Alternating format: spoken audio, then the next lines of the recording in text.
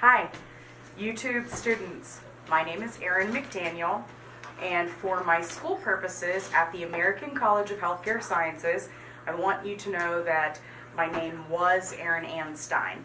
I was married 2 months ago, so I still have to change my name, but I'm Erin McDaniel, and this is a presentation and class about Ashiatsu massage.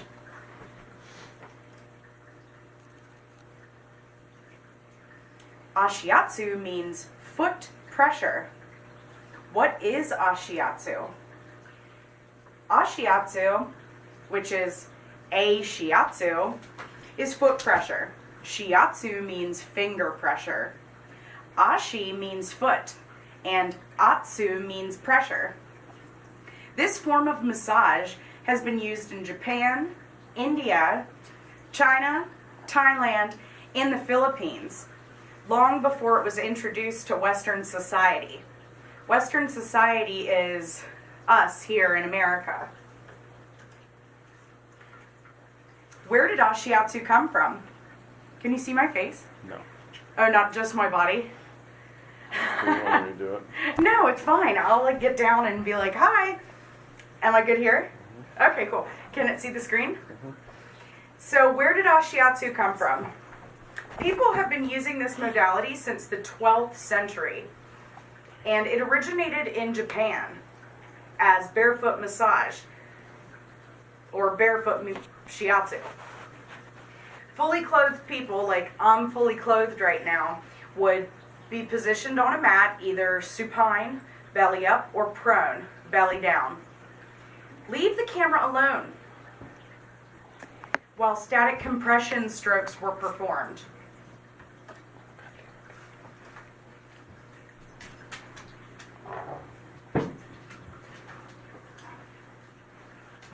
The client would have the massage performed on them by having the practitioner hold on to ropes above them. The practitioners would use their bare feet. The technique was given in conjunction with energy lines, like that of Thai massage and shiatsu, finger pressure. Current techniques, the modern day techniques have advanced. Overhead balance comes from bars, not ropes. The sessions are still performed barefoot, but clients are encouraged to be disrobed rather than clothed. So, like a normal massage, I would say you can undress to your level of comfortability. So, undress completely. If you don't take your underwear off, I'm probably not going to work your glutes, and if I do, I'm going to do it over your underwear. If you leave your bra on, I can't get your entire back. I have to work under the bra, and that's annoying. I don't tell the clients that that's annoying, but I just tell them that I probably can't get the stroke very well. Well, it's terrible to, what if I sit on this? No. So why Ashiatsu? What if I sit down like this? No, it's still just my technical difficulties. So Ashiatsu massage goes deeper, extra deep. Deeper than the common Swedish massage. We'll just hold it.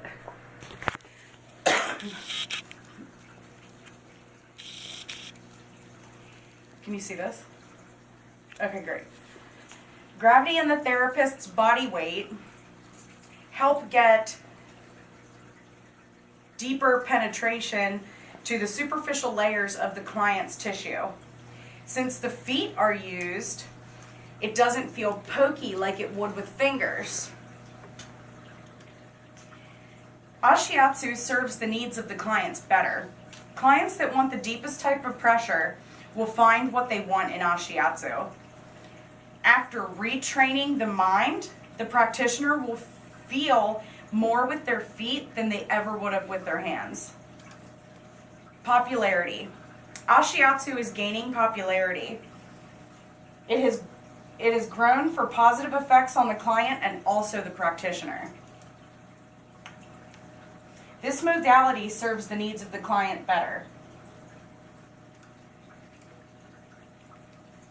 See, feet have 100,000 to 200,000 exteroceptors in the soles of the feet. The feet are the most nerve-rich parts of the body. Therefore, the feet will feel more than the hands and your fingers. J. Bianchi quoted, "There are currently 5,689 practitioners of Ashiatsu in the United States, and the number is growing. There are currently 325,000 to 375,000 practicing licensed massage therapists in the United States today." This is a fact that I gathered from the American Massage Therapy Association. This number is far greater than the number of practitioners for Ashiatsu. And every Ashiatsu practitioner needs to be licensed as a massage practitioner. It's still a massage modality. There is currently no large-scale research on the health benefits of Ashiatsu specifically, but there is research on massage. Any research on massage and its benefits are the same benefits as Ashiatsu. Massage in general can have positive effects on your body, your health, and your mind. There are contraindications to massage and to Ashiatsu. For Ashiatsu, because you're standing on the body and the weight of the practitioner is on that body, there's contraindications, which means that you shouldn't do the massage. So I'm going to go over a couple of those for you. Pregnancy or thinking that you're pregnant is a contraindication unless you're totally confident in practicing on someone that's pregnant. Once a woman gets pregnant that far along and she can't be on her stomach anymore, she has to do a sideline position, so she has to lay on her side and probably use a body pillow and have part of that under her arm, her breast, and under her stomach. So I personally have been doing Ashiatsu for 3 years. I feel comfortable enough to put a pregnant woman in the sideline position and do lighter strokes. So if you're beginning at Ashiatsu and you don't have control of what you're doing and control of your body, control of your feet, and you're not using the right lubricant, cream, or oil, and you're too slippy, I do not recommend that you do massage Ashiatsu on a pregnant woman. Pacemakers, breast implants, other types of implants. So pacemakers that have been put in or any implants in the last 6 months, I don't suggest getting massage or Ashiatsu massage. The skin tissue just isn't done healing yet. Some of the Ashiatsu moves, you stand on the chest, so you don't want that much weight on your pacemaker or your breast implants. They're gonna burst. Also osteoporosis, so your fragile bones will be easily fractured from minimal stress. So if I put a bunch of weight on your osteoporosis bone, it's going to break and then you're going to sue me. Kidney disorders. Stressed kidneys can become easily overloaded by the deeper pressure of Ashiatsu.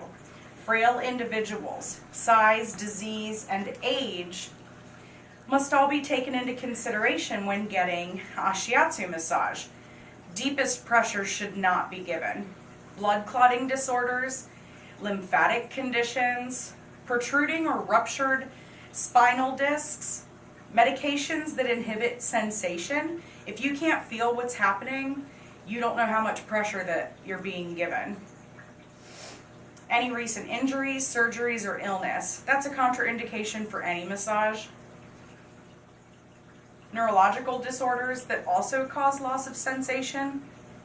Varicose veins. If you're putting too much pressure on those varicose veins, you're going to pop them. You have blood everywhere. It's hard to get out of your sheets and stuff, among other things. Now, you know, your client's bleeding. Blood thinning medications and phlebitis. Here's that list.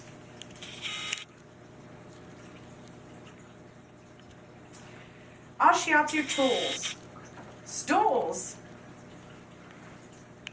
and not those kind of stools.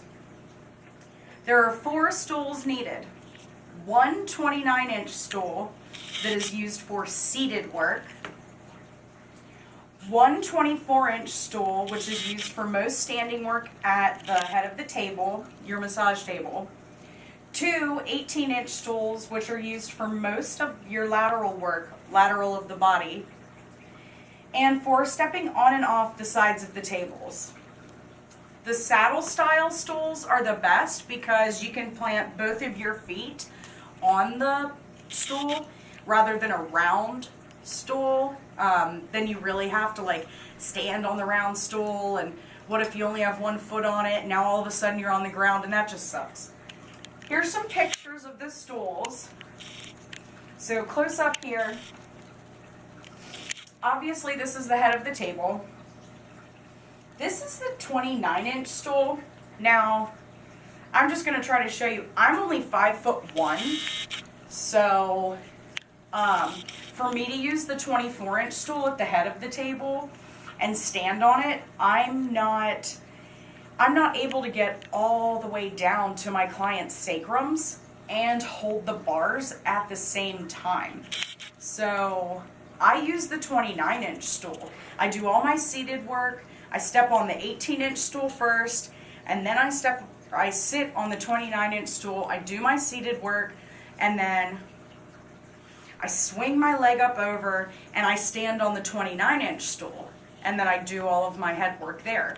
So you don't have to use the 24-inch stool. Anyway, the 3 stools are in this picture: the 29, the 24, and the 18. Your feet are going to be covered with your slippery lubricant, your oil, your cream, your lotion. It is not recommended to use oil. I personally do because that's what I use. I'm comfortable with what I'm doing. I use a little bit, it goes a long way. And I even apply the oil just to my feet and put it right on the client. So I'm not using too much, it's not too slippy, but when you first start this, you need to start with lotion or cream. So back to the stools. Your stools must be covered with a non-slip surface, like a shelf liner. The liners have to be cleaned after each session, just like your feet and your hands. The stools also need to be cleaned, the underside of them, because you're going to be moving them around all the time. Moving them to get to their legs, moving them back up to the head of the table. Let's move on to the bars. You're going to have 4 bars. They're smoothed dowel rods. You can go get these dowel rods. They need to be 9 to 10 feet long. You go get them at Lowe's, Home Depot. Round. Take them off the shelf at Lowe's. Roll them on the ground. And if they're not rolling and they're stopping and they look, uneven? Food. If they're uneven, put them back. You want round ones. Make sure they're round. Go home, sand them. Once you install them, they're going to get your oil and your lotion from your hands from putting the lubricant on your client, and then you stand on the bars, or you stand on the stools, you hold on to the bars, and that oil is going to get on there. Once a year you can put like jojoba oil and really oil up the bars, and so that the wood bars retain the oil and moisture and make them smooth. Make sure you sand them, because when you're holding on to them, you're going to get splinters. You don't want that. Make sure you sand them smooth. Installation for the bars cost about $500 to $1,000. If you do it yourself, make sure you're doing it right.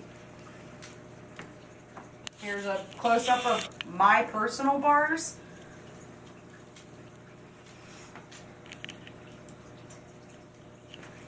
And here's 2 close-ups. These are the rods that we used to screw into the bars right here.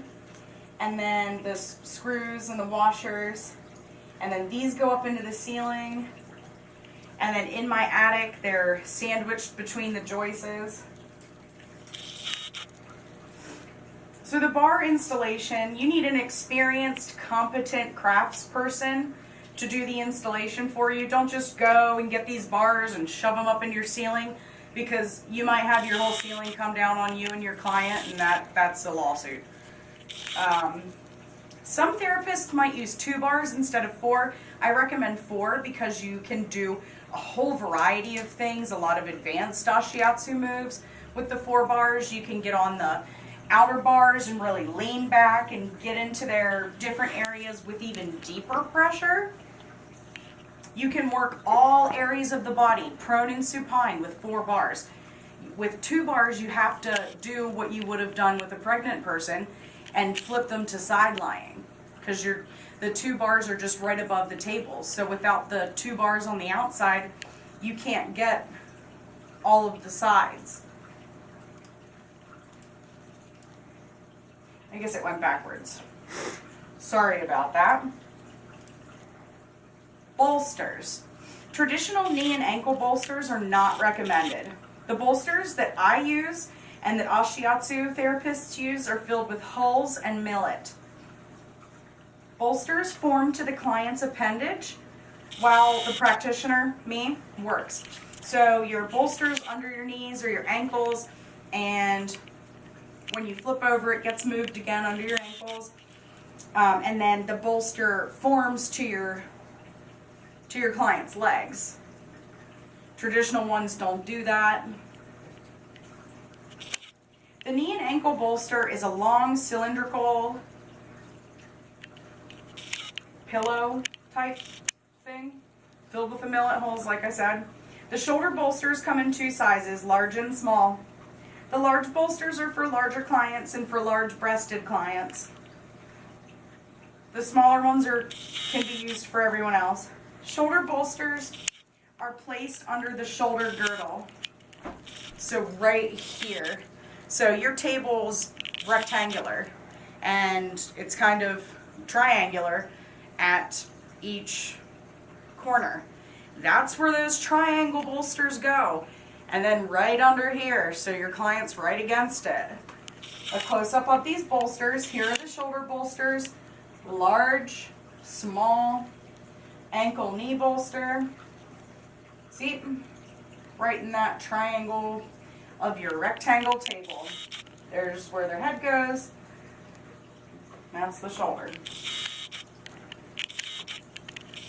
Does it tell you how long it is? How long has it been? 17. Sweet. I want to tell you why I love ashiatsu. I reach a large surface area in a short time with broad, even pressure. This is how big my hand is, and this is how big my foot is. Now, I'm a small person, but my foot is wider than my hand, and it's a broader surface. It hurts me less than traditional massage. I can get into areas that I've never been able to get into before comfortably. I achieve depth and pressure that I've never achieved before. You know, I have these huge breasts. They're always in my way. And that's not everyone's problem, but even to go down the spine, I have to move to the side of the client's head unless they want to feel my breasts, which is terrible. So I have to move to the side, and oh, now I got to move over, and I'm doing this all, and my shoulders and everything's pushing forward. And oh, you want more pressure? All right, I'll try to get it with my legs. I'll try to give you more pressure. And they teach us in school, push it into your arms from your legs. That's nice and everything. Why don't you just stand on top of the client and give them the pressure they want? Here are the other reasons why I love massage. Ashiatsu massage. Foot on foot. I can massage my client's feet with my feet. My feet, client's feet.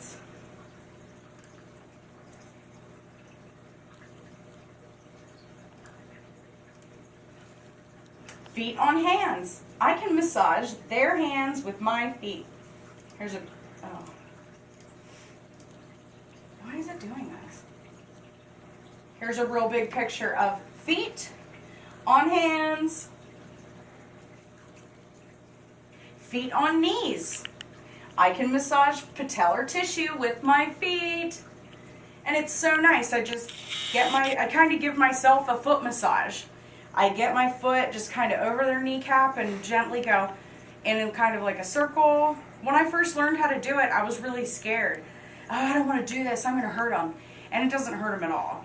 It's great. You know, usually we just do a little bit of skin rolling over the knees and crunch out the crunchies. This is so wonderful.